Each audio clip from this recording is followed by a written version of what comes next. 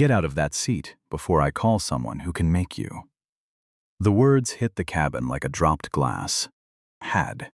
Danielle Carter did not flinch. She kept her right hand flat on the armrest of seat 2C, and she let the silence stretch until it belonged to her, instead of to the woman standing over her.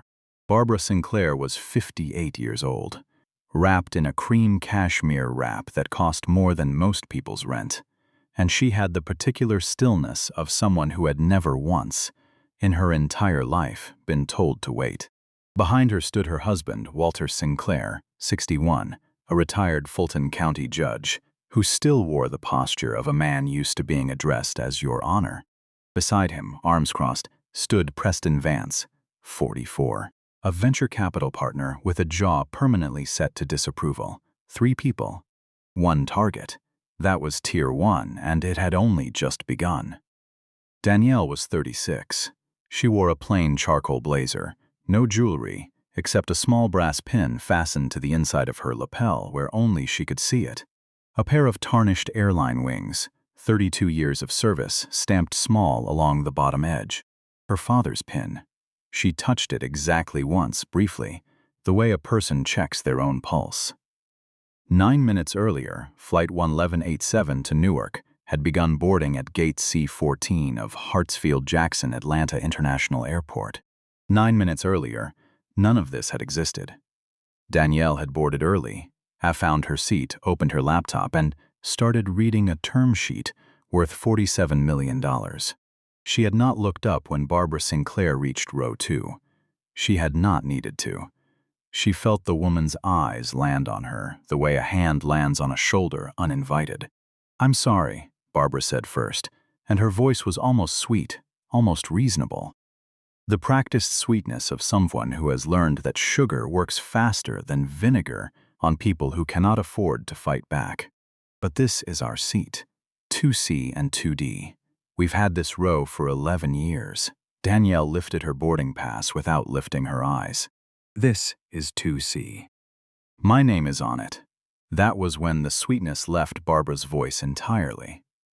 3 rows back, an elderly man named Harold Jennings, 71 years old, lowered the newspaper he had been pretending to read and did not lift it again for the rest of the flight.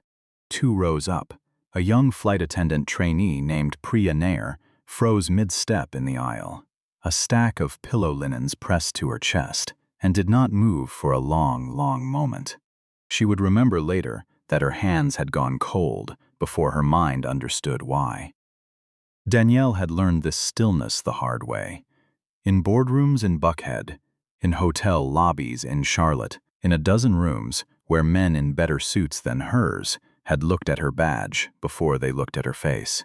She had learned it from a man who wore a Highline Airways uniform for 32 years and never once raised his voice at a passenger who called him boy. She was not going to raise hers either. But this flight, Flight 1187, Atlanta to Newark, 6:11 in the evening, on an airline called Highline, was about to become the worst professional decision 3 passengers and 2 crew members would ever make. And they would not understand why until it was far, far too late to take any of it back. Something else sat quietly in Danielle's tote bag that none of them knew about. A folder. A signed letter of intent from Highline Airways' own chief operating officer, dated 11 days earlier, inviting her company to submit final terms on a $52 million contract to rebuild the airline's entire passenger service platform. Barbara Sinclair did not know that. Barbara Sinclair only knew that a black woman was sitting in a seat she believed was owed to her, and that was the only fact in the world that mattered to her in that moment. Retention anchor. Remember the pin. It will matter more than any of them. Danielle Carter had grown up 19 miles from that gate, in a small brick house on Delow Drive in southwest Atlanta, the only child of Robert Carter, a Highline Airways ramp supervisor, and Wanda Carter, who cleaned offices downtown until arthritis took her hands at 58. Robert worked the tarmac in 98-degree heat for 3 decades, loading bags for passengers who never once looked at his face, and came home every night, smelling like jet fuel and patience. "Stand straight, baby," he used to say, sitting at their kitchen table, with a glass of sweet tea sweating a ring onto the wood. "Make them hear you, without giving them the anger they came looking for. Anger is what they want from us. Don't give a man what he came looking for."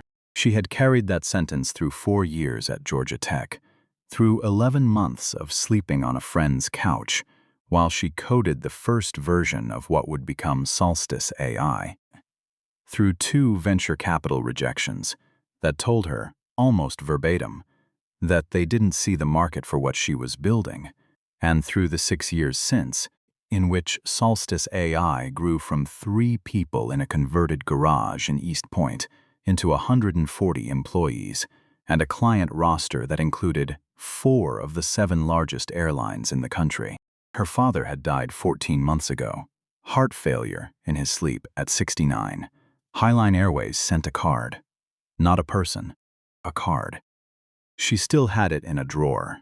She had never thrown it away, and she had never forgiven them for it either, in the quiet part of herself that made decisions long before her mouth caught up. The wings pin had come off his uniform the day he retired. He'd pressed it into her palm and closed her fingers around it, like he was handing her something more valuable than it looked. 32 years, he'd said, and not one of them ever called me by my first name, unless they wanted something. She flew 41,000 miles a year now.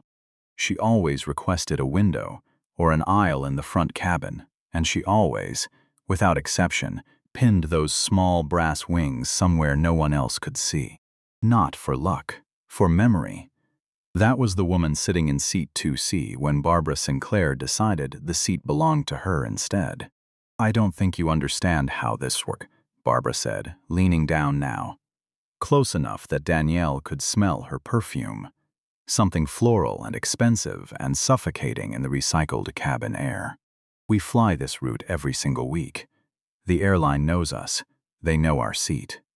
"Then the airline made an error," Danielle said evenly, "because my boarding pass says 2C, and it was issued 19 days ago."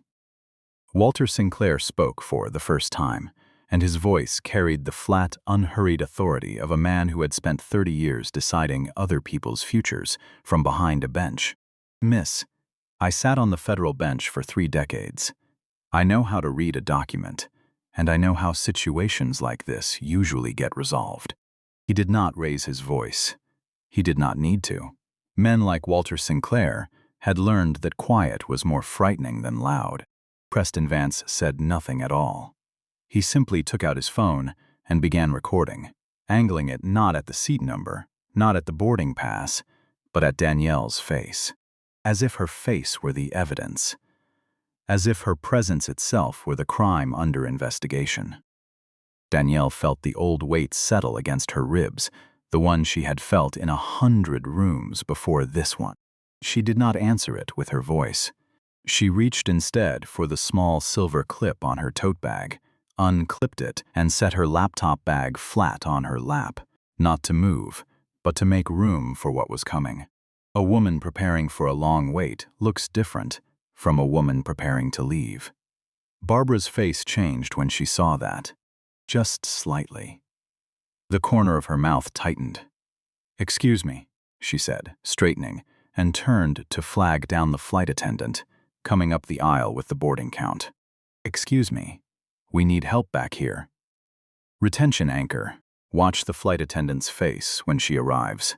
It will tell you everything about who she has already decided to believe. Her name tag said Kelsey Doyle.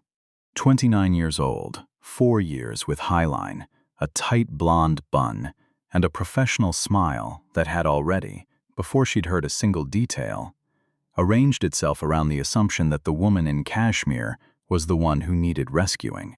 "What's going on here?" Kelsey asked. And she asked it to Barbara, not to Danielle. Her eyes did not even travel to seat 2C first.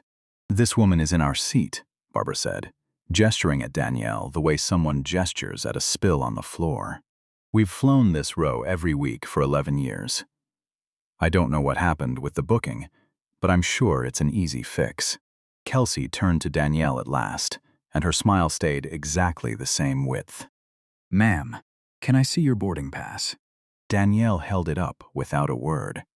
Seat 2C.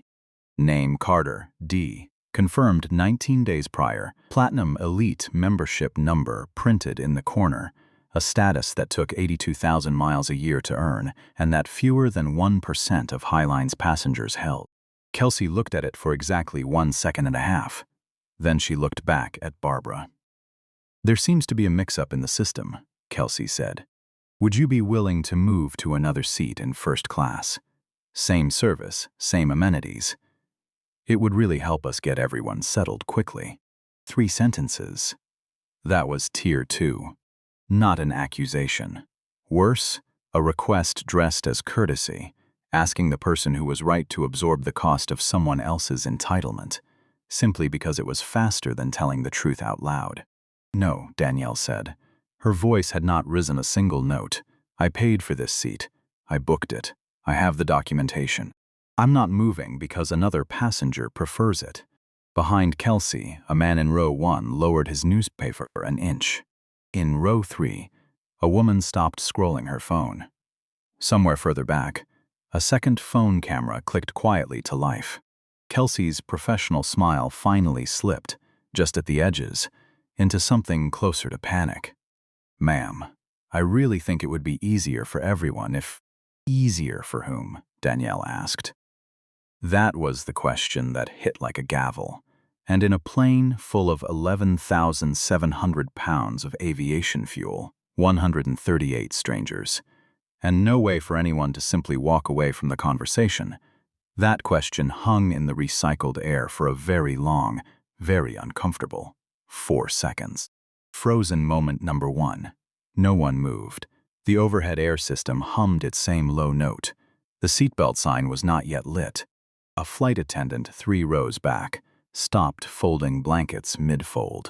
Priya, the trainee, stood frozen in the aisle with pillow linens pressed to her chest, watching Kelsey's back, willing her, silently, to say the one sentence that would have ended everything in 10 seconds. This is her confirmed seat. Ma'am, I'm sorry. Please take your assigned seats. Priya did not say it either. She would carry that silence with her for a long time. Barbara broke the silence instead, and when she did, her voice had dropped into something colder, something that no longer bothered pretending. You people always want to make everything a scene. You people. 2 words, not shouted, almost gentle, almost bored, the way a person swats an insect without looking at it. But every single passenger within 4 rows heard exactly what those 2 words meant, and exactly who they were meant for. Danielle did not answer. She had learned this too from her father, from every meeting where a man twice her age looked at her ID badge before her face. Silence at the right moment is not weakness. It is a mirror, and nobody survives looking too long into a mirror that shows them exactly what they are. Kelsey's radio crackled at her hip. She turned and murmured into it, and 4 minutes later, a man in a Navy supervisor's jacket walked up the aisle with the kind of footsteps that made junior crew straighten their spines before they even saw his face. His name tag read E. Cole, Senior Purser, 48 years old, 18 years with Highline silver at the temples. The Highline wings on his chest polished to a shine that suggested he checked his own reflection more often than he checked his passenger's documentation. What seems to be the trouble? Ethan Cole asked.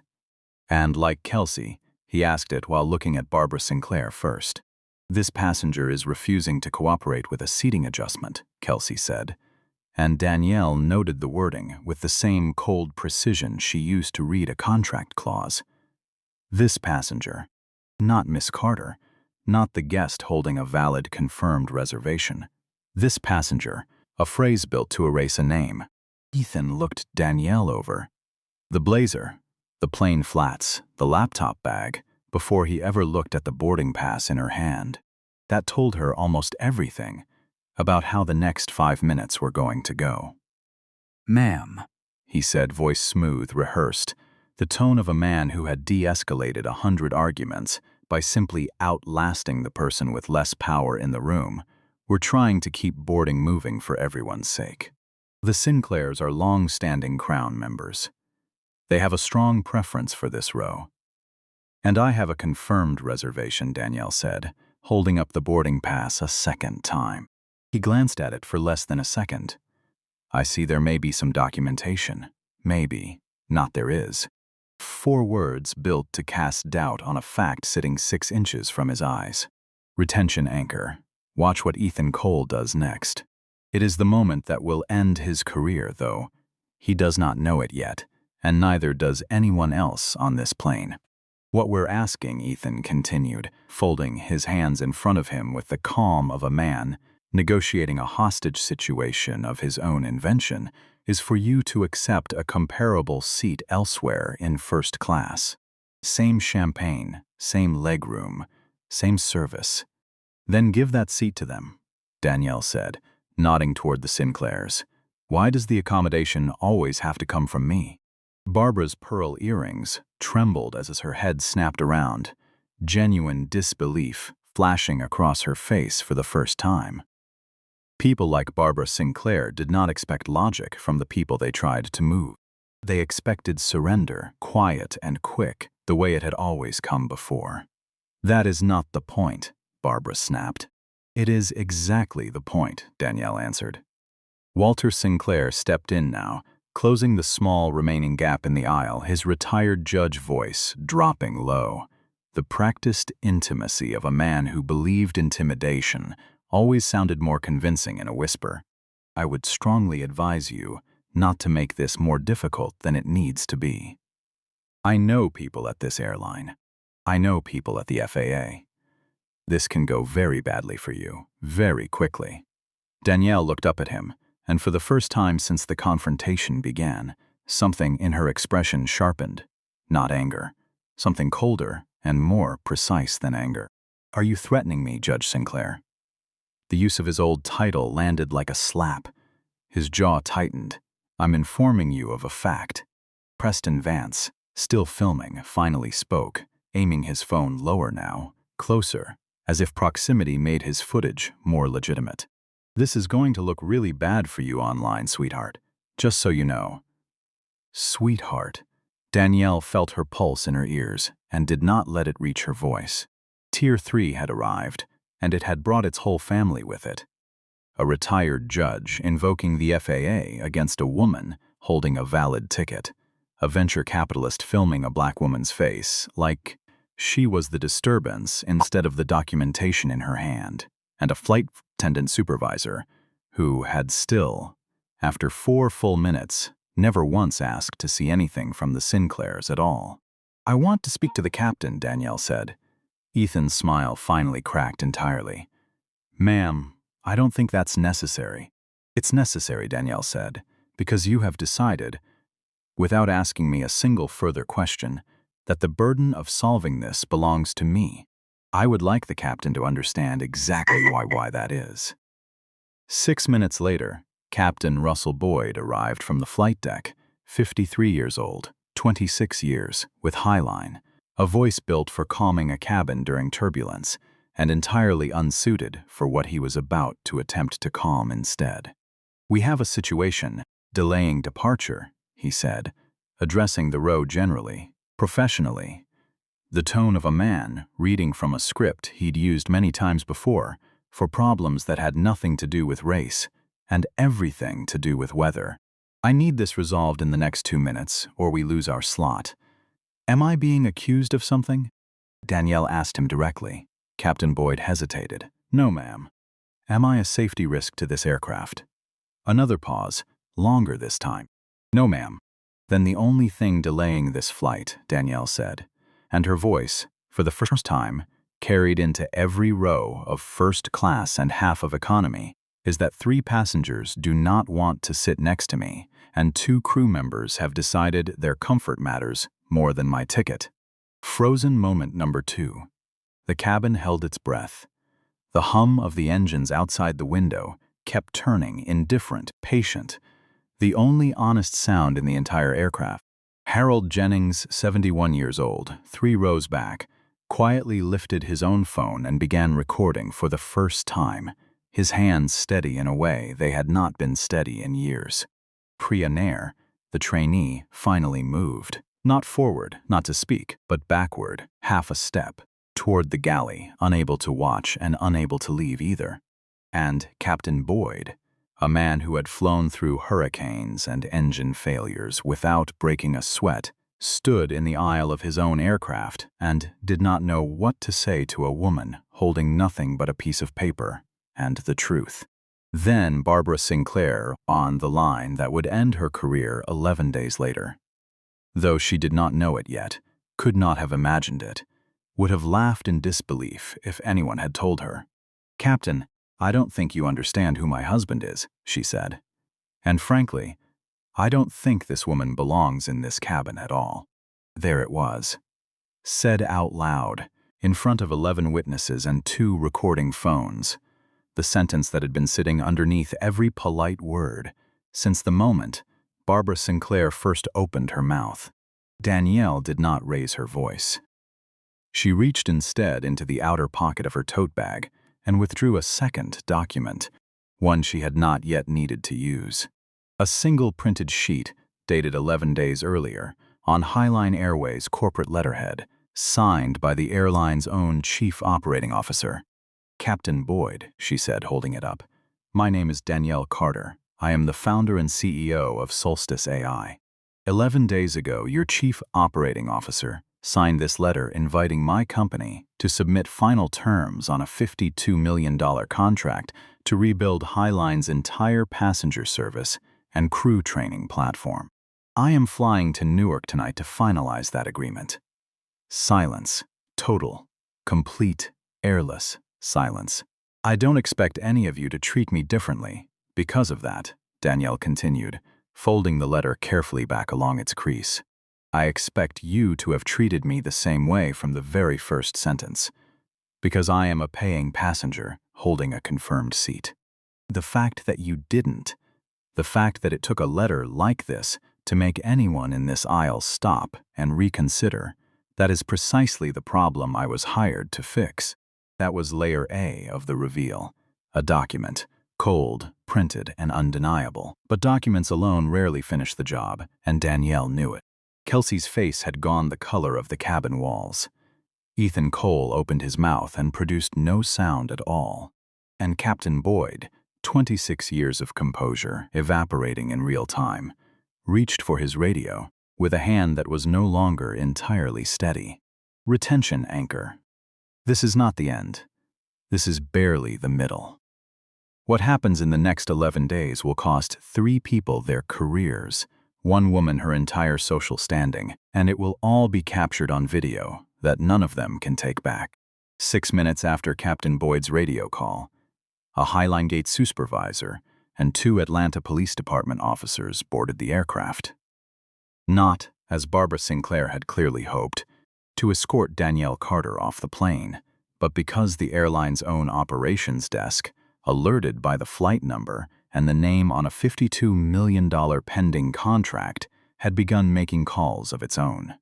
Officer Megan Reyes, 34, badge number 4471, walked the aisle with the calm efficiency of someone who had diffused 1,000 small emergencies and recognized this one for exactly what it was, within 11 seconds of stepping aboard. She looked at Danielle's boarding pass.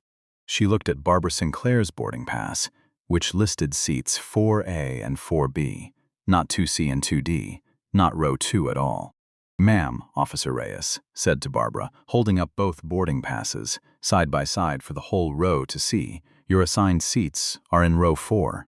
Barbara's mouth opened, closed, opened again. "There's been an error with the system. This happens every single time we fly this airline. It says, here you flew this exact route 4 times in the last year," Officer Ray said, glancing at her tablet, "and 3 of those 4 times. There's a formal complaint on file from another passenger about a seating dispute in first class." That was layer B of the reveal, and it did not come from Danielle at all. It came from a database, from an officer with no stake in the outcome, from a record that had been quietly accumulating for longer than anyone in that cabin had realized. Barbara Sinclair had not stumbled into cruelty for the first time that evening. She had built a pattern, and the pattern had a paper trail. "This is absurd," Walter Sinclair said, but his judge's voice had lost its gavel now. It had become the voice of a man watching 30 years of unquestioned authority evaporate in a pressurized cabin at 31,000 feet of altitude, still parked at the gate. "I want to speak to your supervisor."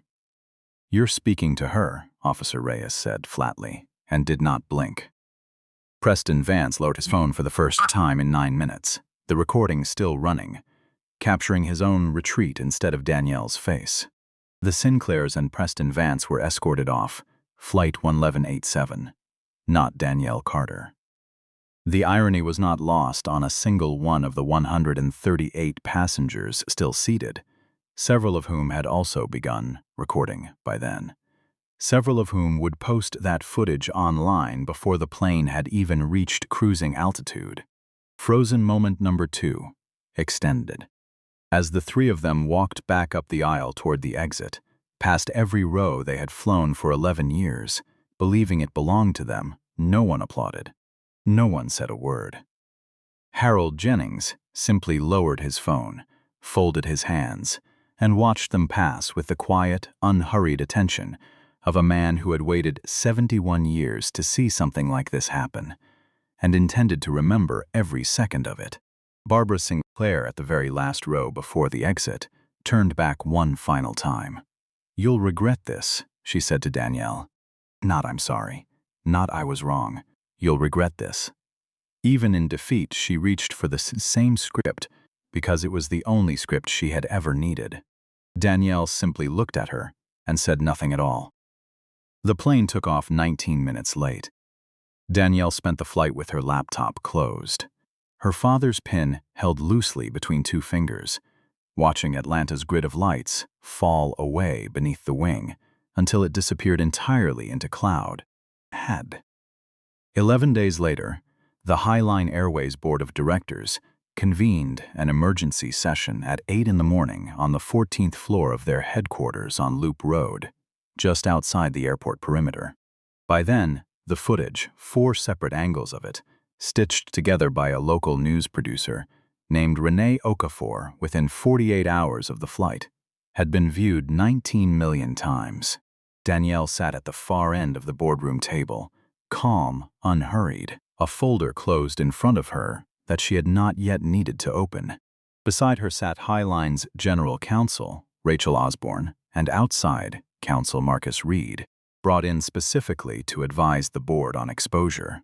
Across from them sat Highline's chairman, Douglas Whitfield, 66 years old, a man who had spent the last 11 days aging visibly under the weight of what his airline had allowed to happen on camera.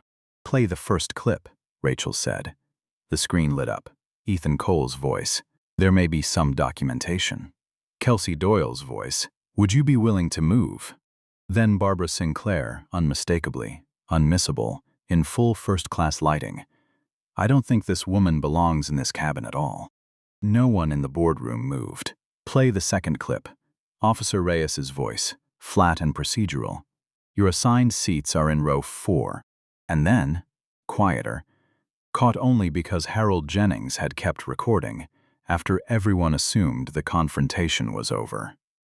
A second officer's voice, off camera, remarking to Reyes that this was the 4th complaint on file against the same passenger in 14 months, and that Kelsey Doyle had been the crew member on duty for 2 of those 4 prior incidents. 2 of 4. Not a single lapse in judgment. A pattern quietly protected, quietly repeated, until a woman with a $52 million letter in her tote bag happened to be the one sitting in the seat. Douglas Whitfield closed his eyes for a long moment before speaking. "Miss Carter, on behalf of this airline, I don't need an apology from this room," Danielle said, not unkindly, but without softness either. "I need to understand who trained your employees to believe this was acceptable. And if no one trained them to believe it, I need to understand who allowed the culture to grow until they felt safe doing it anyway. Marcus Reed shifted in his seat.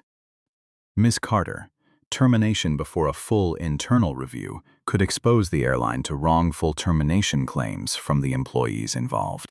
Rachel Osborne did not wait for Danielle to answer. Mr. Reed, this airline is already exposed. The only open question is whether the board intends to reduce the harm or continue defending it. We now have 5 witness statements. Rachel continued, laying a folder flat on the table, 4 passenger videos, a formal complaint record showing 3 prior incidents involving Barbara Sinclair specifically, and a public engagement curve on this footage that is still climbing 11 days later. 19 million views as of this morning. Douglas Whitfield looked at his own chief communications officer, seated 2 chairs down, who had gone very. She said quietly, "We lost control of the narrative on day 2. You lost control," Danielle said, "the moment your crew chose the wrong side of the truth. Everything since then has just been the cost of that choice arriving." That sentence ended the debate. The vote, when it finally came, was unanimous. Termination, effective immediately, for Kelsey Doyle, Ethan Cole, and Captain Russell Boyd, the latter for authorizing the initial escalation call without confirming Danielle's documentation first. A lifetime ban from Highline Airways for Barbara and Walter Sinclair, with the airline's legal team referring the pattern of prior incidents to outside counsel for further review. Public disclosure of the full internal findings within 72 hours. An independent bias and conduct audit across all Highline crew training programs, to begin within 30 days. Even Marcus Reed, the outside counsel, who had spent the first 20 minutes of the meeting worried about exposure, stopped objecting by the end of it. The consequences did not stay contained to the boardroom. Within a week, the venture fund, where Preston Vance was a managing partner, issued a 2-line statement announcing his departure from the firm, effective immediately, citing conduct inconsistent with the firm's values. His name was quietly removed from the fund's website within 48 hours. Walter Sinclair's Old Law Clerks Association, a small but influential network of former federal judges and their staff, opened an internal review into his conduct on the flight. Not because a retired judge threatening a private citizen with the FAA was illegal, but because it was, in the words of their own statement, unbecoming of the office he once held. He resigned from the association's advisory board before the review concluded. Barbara Sinclair lost the most and understood it the least. Her name had sat on the boards of 2 Atlanta charitable foundations for over a decade. Both quietly declined to renew her seat at their annual elections that spring. Her invitations to the events that had structured her entire social calendar for 20 years simply stopped arriving, one by one, without a single phone call to explain why. When a local reporter finally reached her for comment 4 months later, she said only, "People are so sensitive now. I was defending 11 years of loyalty to an airline. Nobody wants to talk about that part. She never once said I was wrong. Not in that interview, not in the 2 others she gave afterward, not in the deposition her own attorneys eventually convinced her to sit for. She continued to describe the confrontation as a misunderstanding, right up until the very last public statement she ever made about it. A pattern that, more than any fine or ban ever could, was the thing that made sure no door in Atlanta ever quietly reopened for her again." Retention anchor. What happened next mattered more than any of the terminations, because punishment alone was never the point. 5 months later, Danielle Carter stood on a small stage inside a converted hangar at Highline's Atlanta Training Center in front of 400 employees, pilots, flight attendants, gate agents, supervisors.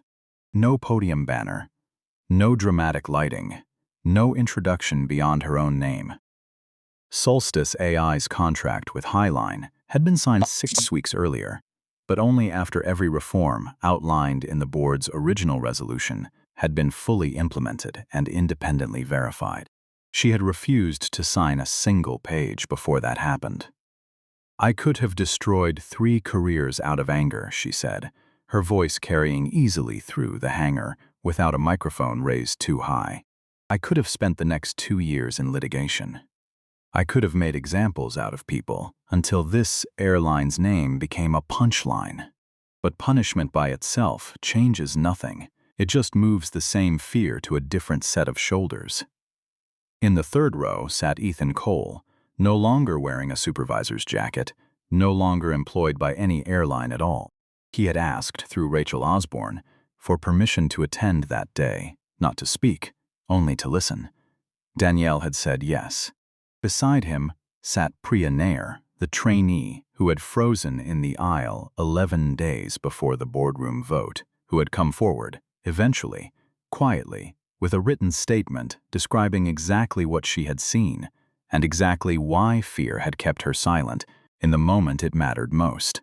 She was still employed by Highline. She had asked to be. "You failed me on that flight," Danielle said, looking out at the room, not raising her voice, not needing to. "But the deeper failure was that you failed yourselves first." Somewhere along the way, comfort became more important than truth in this company. Status became more important than fairness. And almost nobody stopped to ask the only question that ever actually matters in a moment like that one. Would I still be doing this if I didn't know who she was? Silence. The kind that has weight to it. The kind no one in that hangar tried to fill. Priya Nair stood up slowly, uninvited, her voice unsteady. "I saw everything," she said. "I didn't say anything, because I was 23 days into my job, and I was scared I'd lose it if I picked the wrong side out loud. I was wrong to stay quiet. I know that now." She sat back down before anyone could respond, her hands shaking in her lap, and for the first time since Flight 1187, someone in that story had said the words "I was wrong" and meant every one of them. That was the difference. That was the entire difference between everyone who walked out of that hangar with something left to rebuild, and Barbara Sinclair, who never once did.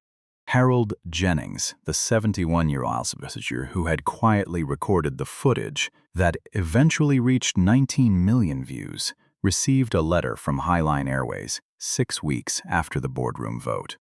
A lifetime Crown membership, no strings, no press release, just a short handwritten note from Danielle Carter herself, thanking him for choosing to keep his phone up instead of putting it down. He framed the note. He never once mentioned the free flights when he told the story afterward. He only ever mentioned the note. Kelsey Doyle, 5 months after her termination, sent Danielle a letter of her own, not asking for her job back, not asking for anything at all. Just 4 handwritten lines. "I told myself I needed this job but badly. It didn't matter whose comfort I protected to keep it. I was wrong, and I knew it was wrong while I was doing it, which is worse. I don't expect forgiveness. I wanted you to know I finally said it out loud." Danielle never responded. She kept the letter anyway, in the same drawer where her father's retirement card still sat. Because some things deserve to be remembered without needing to be answered. On a Tuesday evening in late October, 6 months after Flight 1187, Danielle Carter stood alone at the window of her office on the 11th floor of a converted warehouse in East Point, the same neighborhood where Solstice AI had started with 3 folding chairs and a whiteboard 8 years earlier. Atlanta's skyline stretched out below her, the lights coming on one building at a time as the sun went down behind the interstate. She took the small brass wings pin from her lapel and held it flat against her palm. For a moment, the way she had 1,000 times before, tracing the worn engraving along the bottom edge with her thumb, 32 years. Her father had worn it every single shift, in every kind of heat, for men who never once learned his first name. She thought about the sentence he used to say at their kitchen table on Delow Drive, the sweet tea sweating a ring into the wood, the window fan turning slowly behind him. "Stand straight, baby. Make them hear you without giving them the anger they came looking for. She had not raised her voice on that flight. Not once. She had let a boarding pass and a signed letter do the work that anger never could have done as cleanly, and in the end, it had not been her voice that changed anything at all. It had been theirs. Barbara's 2 words in front of a captain and a police officer, Kelsey's silence when a name should have been enough, Priya's shaking apology 5 months late, but not 1 second too late to matter. She pinned the wings back onto the inside of her lapel, where no one else would ever see them, and turned off the office light behind her. Seat 2C had never really been about a seat. It never is. It is about the question every room eventually asks, whether it says so out loud or not: who deserves to be believed on sight, and who has to prove it first. Danielle Carter had spent her whole life proving it first.